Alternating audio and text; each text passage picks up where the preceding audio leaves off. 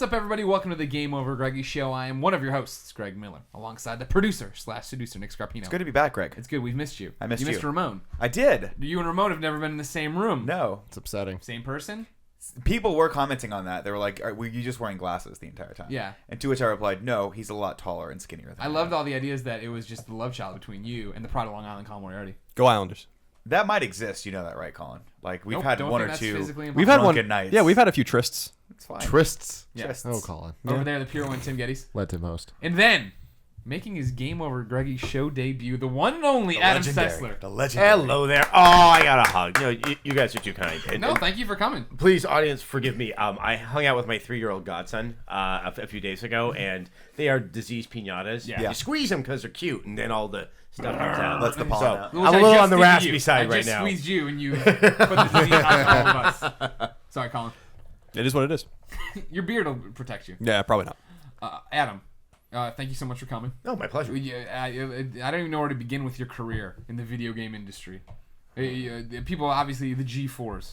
You were out there. You were on the TV. You were on the TV doing all those shows. Everybody loved you there. Then you go over, you did this Rev 3 business. Yep. Now you're out there being a consultant. Yep. What's your latest project? Oh, yes. I'm working with a company called Roto VR on a product called the Roto. More or less, it was designed to try to address some of the inherent problems we're currently seeing with VR. We're not trying to create goggles or anything like that, but the inception was mainly in the cord management. Gotcha. Because, especially with Oculus, you have to have that camera that has to be looking at your head, and you have a cord going from the Oculus to whatever is outputting the video. You can't do a full 360. Both because you're going to asphyxiate yourself on the cord, and secondly, if that camera isn't really seeing you, you're not able to get that full 360-degree image. So the chair that we have worked on, it allows for all the connections to come in at a stationary part of the base, so you can go full 360, and there's a table that you can put the camera on, so you're always getting the head tracking that you need. Two other things that have actually come as a result of that. One is so cool. It's an SDK that you can program, a developer can program it into the chair. So be it a film or be it a game, the game can take control and make you look at something. So kind of back when you were playing Gears and you're supposed to hold Y and suddenly the camera pans and you see the Burmac coming in. No, you're going to move, and you're going to see that Burmac coming in. Or imagine like what a Peter Jackson or J.J. Abrams could do with something like this to be in the middle of a space battle. When he's over here pitching this to me, this is when I thought Nick Scarpino's eyes would light up. Yes. Being inside Fast and the Furious. Oh my and God, you're rotating around to see No, the car. you know what's funny is my brain went to the movie Surrogate, which no one's probably ever seen. It's a Bruce Willis movie that kind of came and went. But they sit in these. They sit in these sort of that same sort of stasis chairs, and this is obviously different because this moves. But this just tripped my brain. I was like, how much is Adam Sessler going to be the guy that makes sure we never have to leave our houses again? Like, can I just go into my chair and I'll have a virtual reality surrogate that I'll just go out there and live life through them. We can have sex with whoever we want. Never gonna get STD. No one ever gets pregnant unless you program it. Adam Sessler, buy the chair. Go support this on Kickstarter. The outside world, it's scary. That's where all the threat is. It's far less threatening inside the house. It's kind of dumb, actually, the outside world. When you think about overrated. it, it's stupid. I mean, There's bumblebees out there, too. There's a lot of bumblebees. You have to dress for it. It's easier to stub your toe. All those things. There's dog poop. We live in San Francisco. It's just dog poop bonanza out there. It's not dog It's poop, human Adam. poop out in San Francisco. It depends on where you're at. If you're in Soma, or the Tenderloin, as we proved on the last gig we did, a lot of human poop. Yeah. They sit on little cardboard, like just cutouts, and then when they have to poop, they just dip their butt over the curb, and then they come right back to the cardboard cutout. Actually, I used to have a drive to work that would take me down 6th Street, and I just saw the guy who just kind of dropped her out. And it was one of those trash cans that had the covering. So, I mean, there was actually a fair amount of skill to get through that. That's impressive. Anyway, enjoy that image. So, the third aspect about the Roto that was unexpected and is a wonderful side effect is that because there's pedals so you can start to do some simulation of movement with your feet. But even without that, it allows you to do what you do naturally in movement. Your head goes first and your body then follows. And especially with a demo with Alien Isolation that we were showing out at EGX Res in London, that really seems to mitigate the nausea problem for most people. That you're moving in a way that seems natural. You're not moving, your head is kind of the left stick. Sure. And your head is also your head. And that can become Right. very, very disconnected. This seems to overcome that. And for most people, I wouldn't say all people, that nausea really, really went away. Cool. So we're in Kickstarter right now. We really just want to get kick-started. The R&D and all that stuff is done. We just need 85,000 pounds sterling to be able to get, they're called production tooling. So these are kind of the stainless steel molds, the things that we need to be able to make the components, build the components, to put this thing into production. So please. We are struggling as of now. Kevin, so I ask put the all link the there, the Kind of Kickstarter Funny Roto people. link there. All of the Kind of Funny family. And with that out of the way, I am at your disposal. You made it sound dirty. Like you're like, oh come on, but I gotta talk about Roto. And if we could fit in a human shitting story, that'd be great. Too. Yeah, I was once on The View, and it was. Were you really? Yeah. Shut up. How'd that go? It was terrifying. Actually, my favorite part is the producer on The View said, look, they're not going to know what you're talking about, and I know this is really unorthodox, but you know television. Can we give you all the cues? Nice. And I was really? like, yeah. That's awesome. And he was like, Joy's going to be just fine. Meredith, she's going to be really, really, really nice. And he goes, and Star Jones? Well... And I'm like, what's going to happen with Star Jones? What's happening? And my trick was, I was I'm just a going to lawyer. I don't like video games. I just kept talking in the hopes that I would never let her get a word in. Nice. Anyway, Jerry Lewis was ahead of me. And I was like in the green room. I thought I was going to puke. Right. I was just getting really nervous because like there was some R&B star with his entourage. Jerry Lewis came in with like an oxygen tank and his entourage, and I had my brother in his fleece. That's nice. And I was like, what's going to happen? I shouldn't be doing this. And Jerry Lewis is there. What were you coming on to talk about? It was like ESRB ratings. Oh, okay. Like, explain that. I mean, I have no idea why they reached out. Sure. I think they were You're like, like, we oh, got come 5 minutes. Let's do video. I always love that when they do that. Like, because you've done those before. You guys have both done this before. The little hits where you'll go on like a news network or something like that. Obviously, this is a much bigger deal. But I always love it when the mainstream population's like, oh, we should talk about those video game things. Yeah. Cricket. Let's bring in someone who knows what the fuck they're talking about. And it's always fascinating because then you come on and you know what you're talking about, and they just have no idea blank what's stares. happening. Well, that was great, Adam. Thanks so much. Well, that's the thing. Next is up, that dancing dogs. Jerry Lewis preceded me, and he was pitching some type of medication that he was on. And it just had all different types of, is this right? And everyone was like really cool with that. But I come on and I talk about video games, and it's like, That make people kill each other. They make people kill. But I've done one of those rounds where you have to, you're just doing radio hits, Yeah, or you're yeah. doing TV hits. It was around Christmas time. And I don't know who was booking me at Tech TV. I think they were just trying to fill out a list so they could show it to their boss. At 4 o'clock in the morning, I am calling the official Christmas station of the Ohio River Valley. Yes, you were. And someone who, I'm just going to call him Methuselah, because he sounded that old. And I'm supposed to talk video games with this guy. And it pretty much was like, video games. Those are really violent, aren't they? I'm like, it's 4 o'clock in the morning. I'm on the official radio station of the Ohio River Valley. Who's like, I got to check out this Tech TV. I gotta know. Like, that guy really sold me. I got to go. I gotta go call my cable provider out here in Lake Erie. I always loved the ones where like, yeah, we need you to come on and talk about, whatever, the new PlayStation game. All right. And then literally it was 2 questions about that, and then it was immediately like, and what about this Wii U? And you're like, it's happening, it's Nintendo. You're like, all right, well, what's happening with Xbox? Like, all right, well, this isn't what I was prepped for. I can talk about whatever, I guess. Here you go. Yeah, well, they're all the same, right? All Yeah, games. exactly. All the games boxes. and No, all what boxes. happens is there's a producer who went on Google and typed in video games. Yeah. Common ass stories. Ladies and gentlemen, if you didn't know, this is the GameOverGreggy show. The idea is simple. Each and every week, 4, sometimes 5 best friends gather on this table, each bringing a random topic of discussion for your amusement. If you like that, the entire show posts early over on patreon.com/kindoffunny each and every Friday. But if you don't want to give us any money, that's no big deal. You can go to youtube.com/kindoffunny and get it broken out topic by topic, day by day, until we post the entire thing as an MP3 and video the following Friday. Everywhere.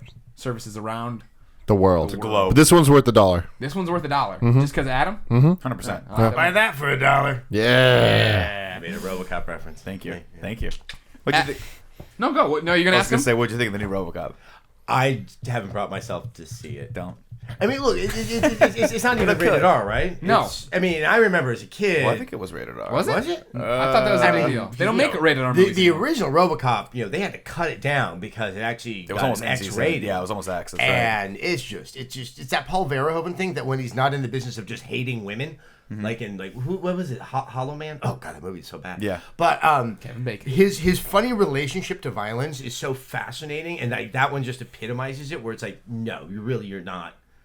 Like the Oh, no, scene yeah, where the robot is like just shooting the guy over and over Yeah, again. yeah. That is the Simpsons joke before the Simpsons joke existed, which is you do it, it's kind of funny. Then it's not funny. Then it's really, really funny.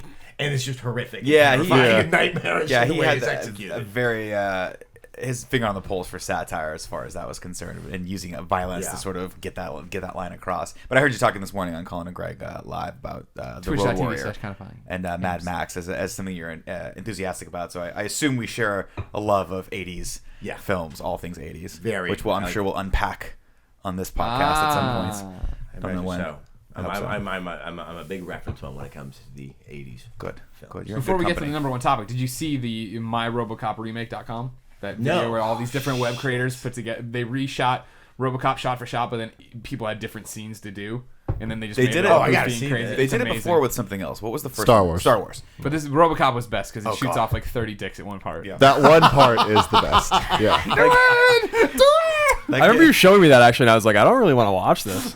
There's so many dicks. We were on the back. We were back of an Uber, and after the 10 dick got blown off, I was like, I don't really want to watch it. Greg, he just turned to Colin. Colin's like, I don't want to see. He's turned to Greg. He's beat red. He's laughing so hard. I You couldn't can't breathe. hear him. That was the best, man. We gotta watch that before We we go should home. watch that. Topic number one.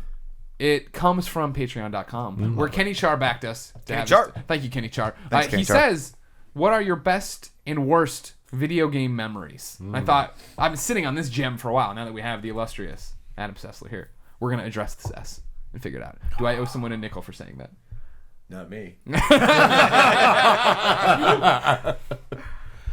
So your best and worst video game memories. Everybody gets to stew on it for a second. Okay. I always come back to, I really wanted Royal Rumble on the Sega Genesis.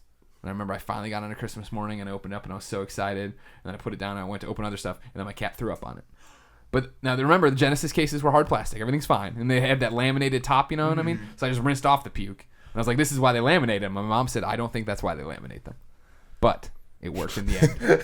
It saved the I would Royal have guessed Rumble. maybe like coffee or soda spills, but cat puke. Cat puke. Hey, man. Same general I mean, consistency. it was actual puke. It wasn't like a hairball. That Oh, tends to no. be a little no, bit you know how liquid cats list. are where they just all, went- they just vomit in no reason. Like oatmeal, Bunch of weirdos. Yeah. and it just It's like that wet cat. It's the dry cat food they ate. My, That's wet and my bad. assumption about that, though, is that even if the cat threw up on the Genesis cartridge on the chip, that if you dried it off, it would have still worked fine anyway. I would have cried a lot though. That would be like when I took my Superman action figure into the bathtub and his S put washed it in the off. back of your Yeah, mind. it was I'm terrible. remembering. okay. That's Because terrible. this is all going to be the 3-part Yeah, documentary to series. catch that- Adam Who is up, Greg Miller? is full of such significant psychoses that Nick and I, and Tim will obviously come, Kevin will come, everyone's going to do it. We're going to go to Illinois one day and do a documentary, a Ken Burns-style documentary on Greg Miller's childhood. Because it is full of Psychoses or neuroses? neuroses, I guess it would be. Well, actually, no, psychoses it's would be both. Because there are some things that he's done that I'm like, that goes beyond just a normal neurosis. Because- like, that's psychotic. You're going into psychotic. Because typically, my girlfriend is a doctor, a psychologist, and she often corrects me when I use words like schizophrenia wrong. When I'm like, you're being schizophrenic, she's like, that's not what that means. And I was telling her about this, and I used the word psychosis, and she did not correct me, which means she thinks Greg has deep psychoses, Yeah. not neuroses. I guess that doesn't imply you're psychotic. You're just have problems. You just have a lot of Yeah, problems. psychological Just issues. a lot of Who problems. hasn't peed in a Dixie cup and thrown it behind their dresser? But on that note, I mean, hasn't I've done vomited this in to their my friend's wife, fish 'cause tank? I grew up here in the Bay Area, and so we'll go somewhere in the East Bay, especially when I was like, and I'll tell her a story that was attached to that, and she slowly starts to piece together why, I like to stay indoors, Stay away from places like Berkeley and that and certain Oakland. things, will get me really, really anxious. Yeah. But yeah, I Yeah. think you should do that for Greg, and I may consider. I doing think that I'm worried myself. it'll be more boring than you think. I don't think so. You've heard most of the stories. We once lost Wonder Woman's lasso in the backyard. We had to have people come over and look for it. Couldn't find it. And then Man, I you just- are then I- something else, dude. I can't wait to do this. I'm fucking, I'm dead serious about this. I'm willing to shut down Kind of Funny for 2 months just to go film this. Oh, I mean, I think we could take longer, honestly. I think there's a lot of people, at least some of the core supporters of our show, that would 100% back this. Maybe not with money or like outwardly, but emotionally they would. Yeah, want us to go in. Well, we need a lot of emotional support to go into these stories, man, because I don't know what the hell we're gonna find. I was gonna say, are you ready to be fundamentally changed by this? Yeah, I mean, I would say I'm eager to be fundamentally changed. Right now, we're Arnold Schwarzenegger at the beginning of Predator. After this, we're gonna be Arnold Schwarzenegger at the end of Predator. Yeah, that's fair. So you're gonna be on a helicopter. Yeah, all covered in soot. Contemplative on a helicopter. Like that. By the way, his best piece of acting, that one moment ever. It was pretty good. He was like, and he kind of like looked over, and you're like, "Fuck, I felt that." Okay, at the beginning of Running Man, he goes, "No, those are innocent women and children down there." That was. I really like that. That was because it's like, yeah. So I mean, he's the good guy. I made a good rule of thumb is never watch anything with your wife, just in general, especially things that you love from your childhood. Marriage tips. Here's why. I love nerd shit. I love anything that you can consider nerdy, dorky, whatever. 80s, doesn't matter. The crazier sci-fi, the better. I love Running Man. I have a deep love for everything Schwarzenegger did the 80s. I remember Running Man way more fondly than my wife would let me. And so I was like, let's watch Running Man together. And about 15 minutes into it, she's like, this is bad, right? And I'm like, fuck, this is bad. But I didn't realize it until you see it with that light. Part of the problem is I wish we could go back and do, especially the Schwarzenegger movies, because in terms of concept, they beat the Stallone movies hands down. Hands down.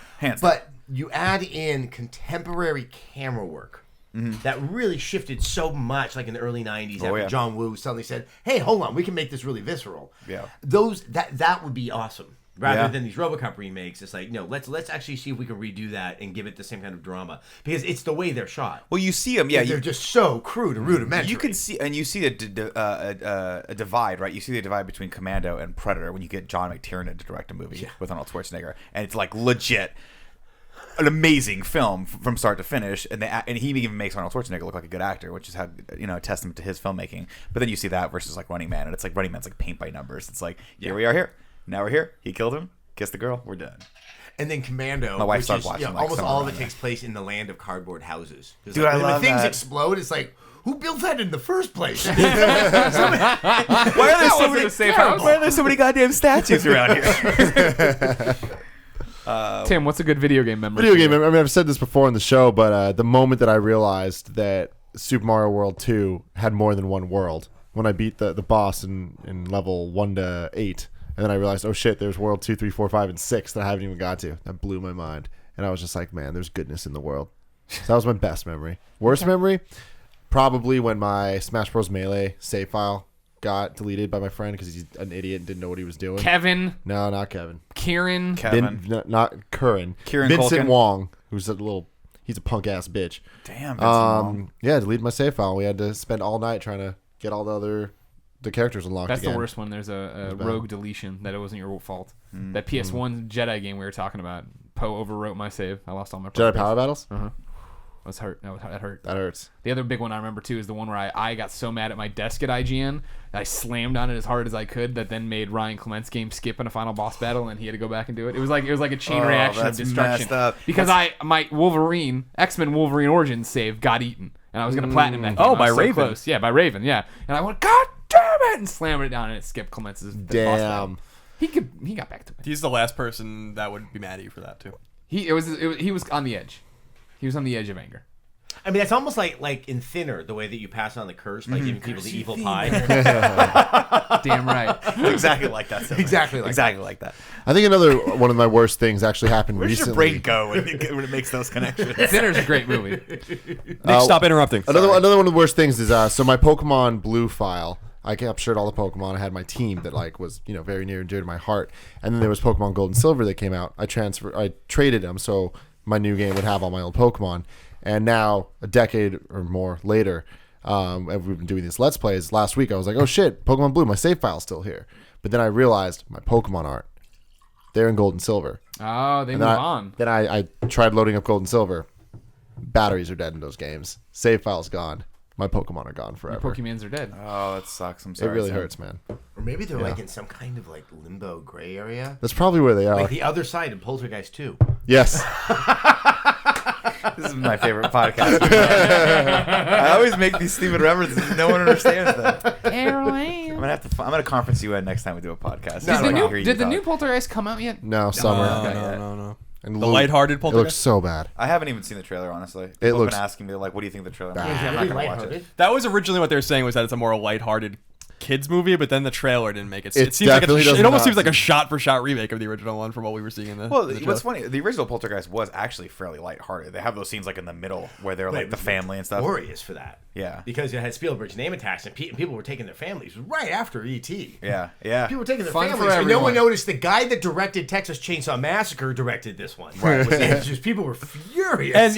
And weren't the parents like huge potheads and stuff like that, and like they Yeah. it's like all sorts of weird adult shit in Yeah. that movie. I don't know if they were huge potheads. Yeah, they were. They enjoyed were. marijuana. They enjoyed marijuana. Yeah, I was gonna say there was multiple scenes with them like smoking weed in their room, right? And then, Sure, like, but it wasn't like they were ignoring the kids. Hey man, Hey, look how many man. fingers Well, I they got. ignored him enough that they let the tree take her, put her in the television. I mean, and they were just like, "Whoa, that tree's taking my daughter." I'm tripping balls right now. oh, one day I'm going to be on a show called Coach.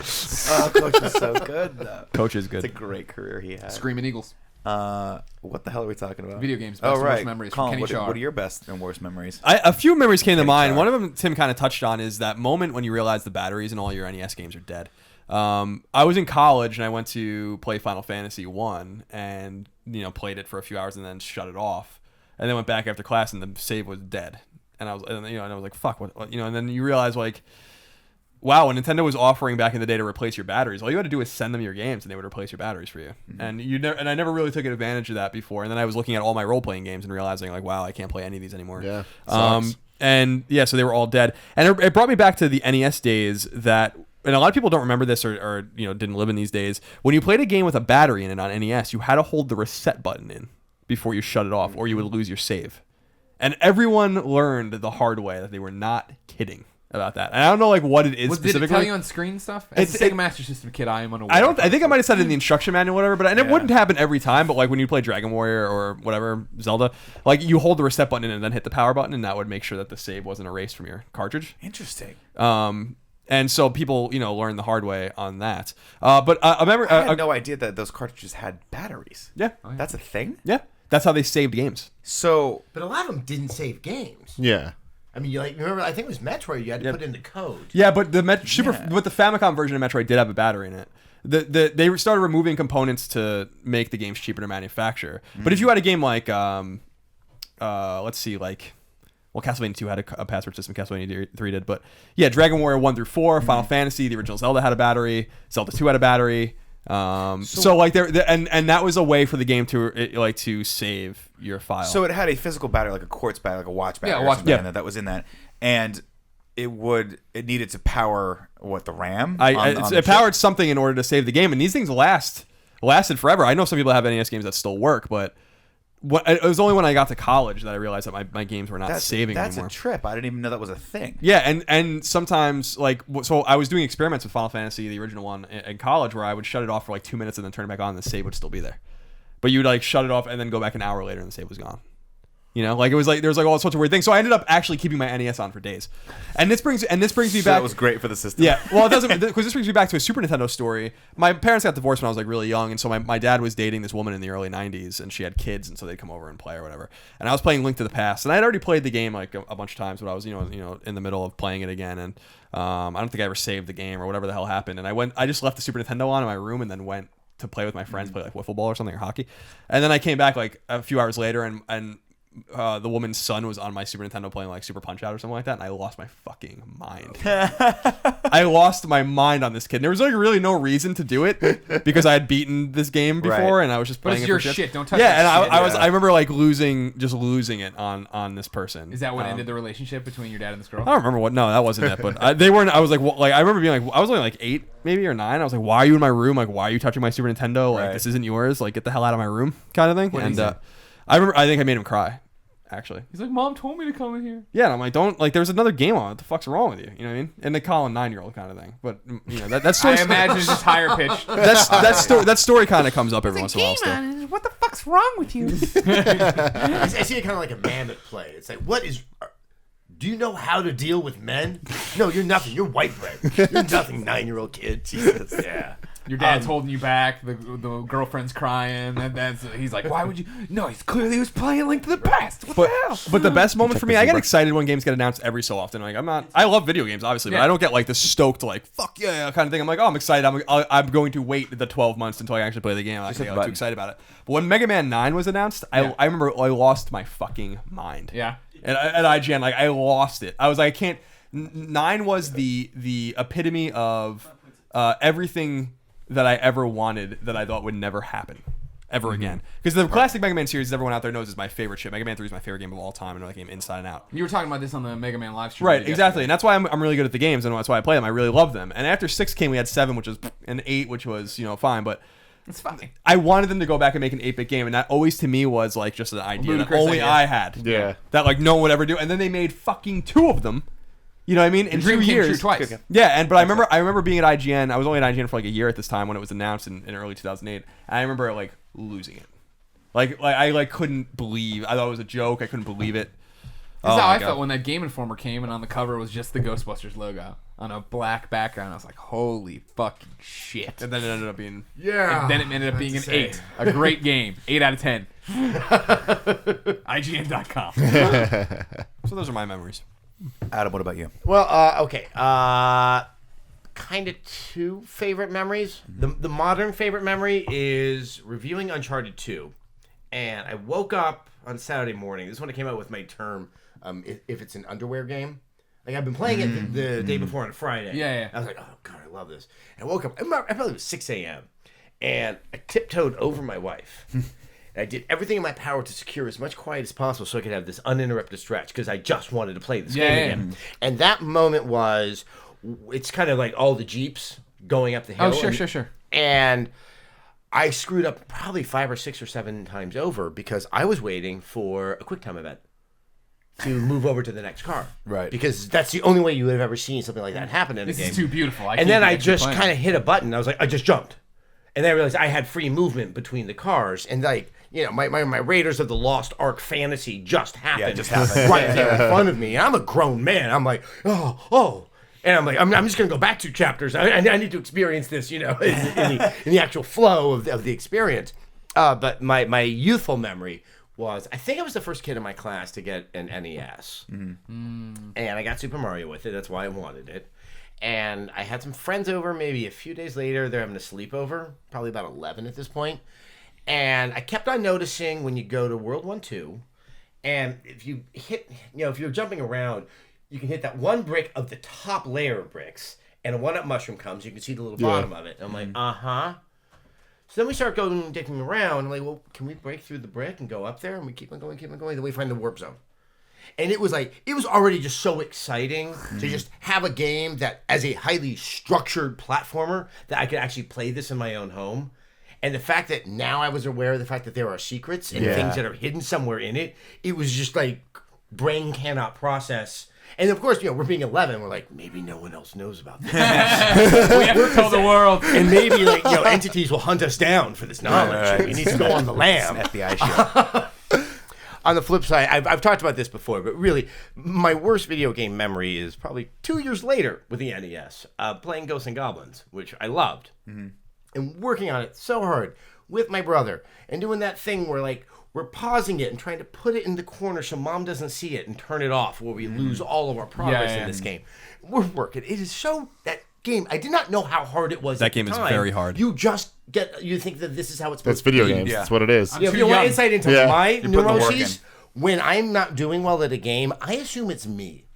I rarely blame the game because I'm aware of all of my failings, and those just seem to be probably better than the ones in zeros being at fault. So every game to you is just equal. It's created equal. And exactly. And if one's harder than the other, you're just having a harder day.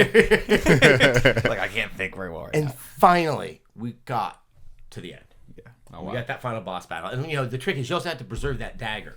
So you're jumping over the lance. You're jumping over the fireball. Because if you get the wrong weapon, you're just screwed in that game. I'm at the final boss, and I have the dagger, so I can go really fast. And we do it. And my brother and I are stoked beyond belief. And there on the screen, it says, nope, that's not the real demon or devil or what it is. You need to do it all over again. Yeah, that's the best. I love it. I mean, I think this is where me and my younger brother both understood that the adult world would be a series of unfair instances that you could never find, recourse from. But I think he just saw the existential terror of that and broke down in tears. Yeah. And I think that's just when I went dead inside and just realized it's not worth the effort ever again. And that's my memory of Ghosts and Goblins. And that was the last time you ever finished a video game. Why did so many NES games do that? Well, some games flipped, but that game specifically, you had to beat it twice.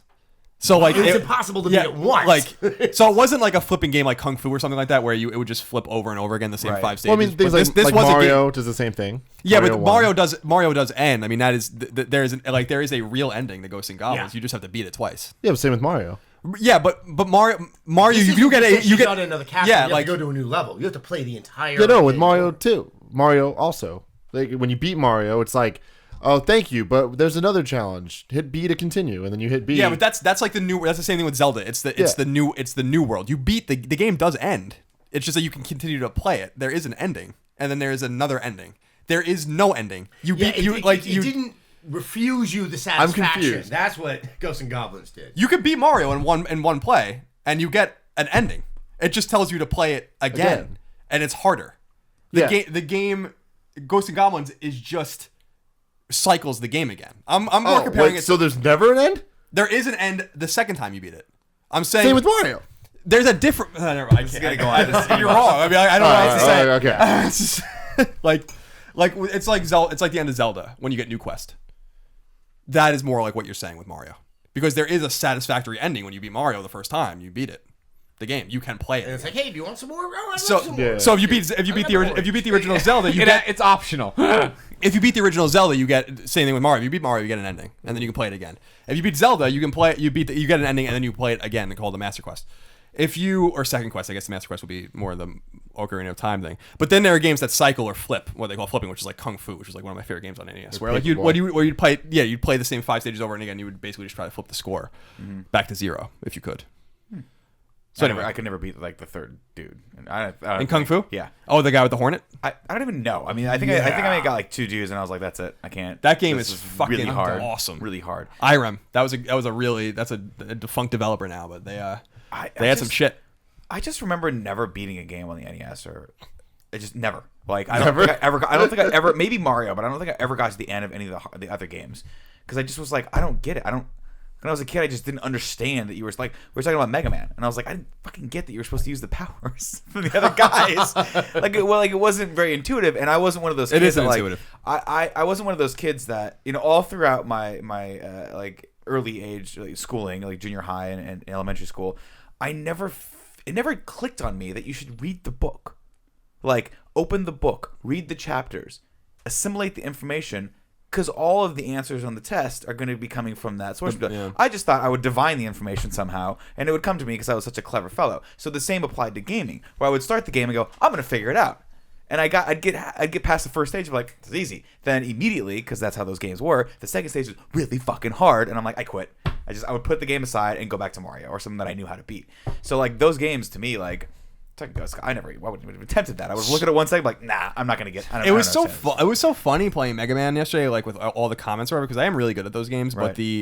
But it really isn't. It is a matter of being intuitive or not. There are just certain games you know how to play, and Greg and I were talking about that. Like when 9 came out, we hadn't had a new 8-bit style game in 14 years from a Mega Man game or whatever since 6, and I just knew how to play it, and I was really good at it immediately. Yeah. And some people like play the game and they're like, I can't even beat one stage. And I'm like, that's funny because it's born in my mind, like how to play it. You know what I mean? Like it just feels a certain way. And there's just certain games like that. So some people are just more comfortable with the stiffness of Castlevania, for instance, over the more looseness of Mega Man or the quickness of Ninja Gaiden or something like that. Like there's just games that feel right to certain people. Right. Mario feels right to me, but I still feel like Mario does not nail gameplay like either Ninja Gaiden or Mega Man do. I think the games are really great. Really great games. I think it nails like the design of it and the actual fun factor of it. Well, yeah, I mean it's a revolutionary design game. Revolutionarily. Yeah, exactly. I mean, I still think the jump from Mario is your baseline jump, and that where you deviate from it. That's how I kind of judge it. Until I think it was with New Super Mario Brothers where the weight changed entirely with Mario, and it drove me like I could never play that game because I'd say it's so embedded in me how that jump is supposed to happen, what that parabola is supposed to be. That I'm like, dude. get on a diet because I need skinny Mario. You're way because that's the down, only way I pal. know how to play this game. There's Mario's physics were really ahead of their time, I think, in the sense of like running and the speed in which you were going. Like watching someone play Mario without holding the B button down at all times is the most painful thing. Oh yeah, because like it's like you can't play like when people just walk, and I'm like, you can't play the game like this. Like you can't. Yeah. What do you like? You have no hope and no prayer of beating this. You have to hold the B button down always, always. Never stop holding the B button down. But then the way he jumps, that's why that game was really complicated. That would be a in that fun sense. shirt. Never stop holding the B button down. Yeah, yeah. It's just like I don't. I get. It's painful for me to watch some people play games like that just don't know how to play games. And Mario's like the quintessential one where I'm like, oh my god, I can tell in 2 seconds if you know how to play this game or not. It's funny. I always forget about the B button when I go back to try to play it. I'm like, this isn't right. This isn't good. This isn't. That's right. It's very sluggish without it. Yeah, and you can't make any of the jumps after like. There's 2 jumps in World 8 that you can't make without running. Yeah, see, I think a lot of my bad memories were of just playing games of frustration that I just didn't know how to beat, and I wasn't. It was pre-internet. Like I didn't subscribe to like Nintendo Power or any of those magazines, so I didn't really get any. The playground. I mean, I just didn't know like any of that stuff Nobody existed. would talk to Nick. I know. I mean, I didn't. Like, none of my friends. Like, I had one friend, my buddy, Will Mejia, who grew up. He had every system, so he was playing mostly like he was playing Genesis games most of the time because they looked cooler. And I was like, all right, well, that looks dope. Gotta get Genesis. Comic Zone. What's that? Comic Zone. Comic Zone. Vector Man. Yeah, I don't know. So it just never throwaway occurred to games me on that the like system. there was a culture about games like that. So like there would be, you'd get to. I'm trying to think of the game that I don't think I ever beat Ninja Gaiden. I don't think I remember. I remember getting specifically to a point and being like, I don't know how to beat this. Mm-hmm. So I would literally play the game over and over and over again because it was fun up until that point. Stop, reset it, and go back. That was like me with Ninja Turtles. That was the other game that I could never get past the underwater. That fucking, actually sounds like some of seaweed. Itagi's Ninja Gaiden games too. That's very true. That's very true. Or me with Bayonetta on the missile sequence. Where I'm like, there cannot be anything that good past this for me to try this one more time. I mean those were my frustration stories. But some of my best stories were I remember because I used to be a big PC gamer, right? I would be that I was the only person I knew that had a PC, so I would literally call tech support to try to figure out how to get my BIOS configuration to the point where it would like deliver the most amount of RAM. Sounds like a lot of fun. Like it was it was awesome. And I had this big ass sheet that was like yes, no, yes, no, yes, no. So you'd hit the BIOS and it would ask you what systems you wanted to enable, and I had that in muscle memory. It was like yes, yes, yes, no, yes, yes, yes, no, and just go. So I could play games like XCOM. And I remember the first time I played XCOM, my buddy Ryan came over to my house for a spend the night. He was sleeping over, and he was like, "What is this?" And I was like, "Oh, this is a cool game I got for my PC." And I played it for 10 minutes, and he played it for 8 hours straight. My mom woke up the next day and was like, "Have you gone to bed yet?" And he's like, "No, but I have to keep playing this game." I had gone to bed like 6 hours ago. I was like, "I guess you got it, bro. Cool. Like, report back. I'm gonna go eat." Because that's what I did. I was chubby. Shadow box a little bit in the front yard. I would throw a couple elbows out. But no, those are the games that like that's a lot of my when I decided like PC gaming is when I got into that shared culture of gaming. Like friends like I always tell the story of my band director in middle school gave me I want to say it was Doom, but it came on like 20 discs. And so you'd have to install them one after the other, and it was cool because he gave and you could share. There was software piracy, whatever. But DRM, whatever. You would just give them to other friends, and you'd all be playing at the same time. They're like, "Oh, did you find that hidden level in this?" I'm like, "No, I don't know the hidden what. I don't understand how that works. That's a thing. Like, oh yeah, you go up to this wall, you hit this panel, and it just opens up, and you get all this cool stuff." So those are some of my good memories. I think the last one was just when I think it was either the summer Mario Kart came out or GoldenEye. When my parents went out of town for like a week and a half to New Orleans, and we threw a week-long party where we drank at night and swam in the pool and played Mario Kart all day long for like 3 or 4 days straight, and it was awesome. Awesome party. It was so good. Like when you were actually they did because my brother was there, so he was 5 years older than I was. Yeah, so he literally would bring all of his high school and college. Like actually no, I think he was in college at that point. He'd bring all of his college friends over, and so all of my friends would want to party because there would be alcohol, so they'd all come over, and it was just a good time. You'd spend like whenever you got hot, you'd jump in the house and you'd play a few rounds because we just crank. When your parents left, you're like, "Yeah, mom, no, we're not going to turn the air conditioning up," and then you're like, fuck that. Because I grew up in Riverside, which is, I don't know if you're familiar with Riverside. It is like 110 degrees. You need to turn up the air conditioning. We would chill the house to about 50 degrees. It probably cost about $500. We didn't give a shit. And that was Video fun. game parties were What a great. badass. They were fun. That's what we used to do. The thing where I was talking about on the N64 was GoldenEye and Smash, and then WrestleMania 2000 or whatever. Where Friday night go to after school, go home to Michael Ryan's house, and then just eat pizza all weekend long, and go home Sunday. That's hilarious. You had a friend named Michael Ryan? Mike O'Brien. Oh, I had a friend named Todd Ryan. His was the house we went to because his parents built this house. Like his dad was a carpenter. He built this big ass house, and the bottom floor of it was this cool basement that was Todd's room. And so we'd go down there, and it was huge. Like we had like a punching bag and like weights that we never used. And yeah, he had a big TV. And we would just. That's what it was at the O'Brien's house too. Constantly. Yeah, their downstairs was they just finished it, so it had like nice couches and this giant TV. And just go down there playing 64 nonstop. Also, Todd's stairs went right to the kitchen, so that was easy. So that was instead of having to move, we just had to climb a couple stairs. You felt like you burned some calories. And then Yeah, of course. Then you drank 14 more Dr. Peppers. 100%. Yeah. All right. What about you? I think that I've gone through mine. That was it? What? No, I did I didn't that have a at some bad in the one. beginning. Oh, my bad ones? Yeah. The cat puke. Your cat puke. No, that was a good one. That was a good one. That's a cherished memory. Greg Miller. It's not a bad memory of the cat puke. We did some saves getting eaten. Okay. The Wolverine pounding on the table. That was a bad All one. right, I'm sorry. You did go through yours already. Yeah. A good one, an industry one that always stands out to me is I don't know about you. Colin and I for sure. Do you review events where you got to go somewhere to play a game? How do you feel about that? I didn't go to that many when I was on X-Play because there were certain days of the week I had to be in Los Angeles to tape the show. Sure. So I'm trying to think if I've even been to. What did you do when like GTA came out? I did a couple with Revision 3. One definitely was not a fond memory. It's actually it's a tip I pass around. This is free advice for all publishers. If people are coming to play your game and only your game for hours on end, there needs to be a constant supply of food. Not because you're being generous or trying to win them over. It takes a lot of blood sugar to focus on a game and play it for hours on end. Yeah. And I know for me that when I crash, like I'll make one mistake, and that mistake will then happen even faster, faster. Yeah. It's just it's a nightmare. Anyway. Review events. Yes. I usually hate them. I hate getting sent somewhere, playing something, doing whatever. It's the worst. But Metal Gear Solid Peace Walker on the PSP, the best game of all time, best game of last generation. They did it here in San Francisco at the Nico Hotel. And so that was actually an awesome experience to go there, sit with these awesome headphones, play it on PSP, and then when you wanted to play with somebody to try out the co-op, you could just talk to somebody next. I'd turn to Sam Bishop. We'd play together. I'd punch your microphone and do that. But it was just 2 days of playing Peace Walker nonstop. And I loved that game so much, getting to enjoy it that way. I loved The proper way. on the PSP. Bring it to Vita, put trophies on it. I know it's on Vita, but I want trophies on it. Being clear. In HD. In HD. Just bring over the PS3 and a version. Pony. You want a pony and a with pony. it. And a pony. You want to play it on a pony on the Vita. I want a new Patapon. Worst memory of all time, Superman 64. The one game that made me buy an N64 turns out to be the worst game of all time. The game I've been waiting for. You got an N64 for Superman? I'm a bit of a DC Comics fanboy. Were you not watching GameSpot TV?